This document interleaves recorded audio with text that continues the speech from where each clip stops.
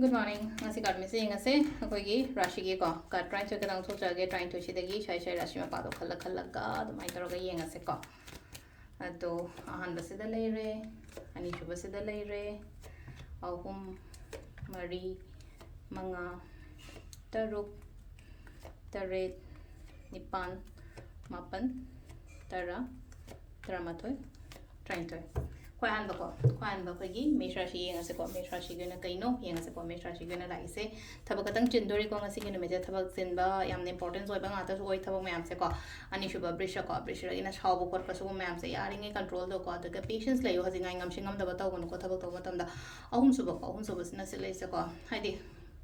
nang tawon thoko dum tawo haidi yamna mi gi da su khaluno ai yoina mina ha keno taro ko matam da su leino ko mingon da su yamna keno taro da ba o pa saru da ba haidar ko simple na ha da duga amana mu kaino ha ka haidi mina ha ko kol pom da du ta rum nang tawon thoko dum tawo dum se leje ko mi kumba pun ba khol pa da mai taro ga lai ko sisina khoi gi kar rashi ko mi pun ba ketang ke na mong na chala ko ga dai ta mi kun da ko pa social ketang haidi gathering gumba kai gumba da mai taro ko aduga khudong chaba gumba kai gumba lai singa gi oina leino ko mating amana magi mating gumba tawna ba kai na yoina silai se ko aphaba su laini ado silai na kon thong na thong na su lai wa thabak to matam da ko next aphigi kaino ko kari tulara shi yoina hadi aphaba changa I pisang sa oiro ama oiro ko khatang yam ka hanu su khanjala ta wono da hadi thabak to matam da always pesha aina su khala su to wono ko nangi to won to podum yamna material da ngaw wono habagi type ne bang ka aduga se sina kaino ko kari Sisina Bridget Rashi ko Bridget Rashi ko na masak thokpo pot kumba kai kumba yumda lakpo khopa positive oi himong munung shanti da laini ko sisina koi danu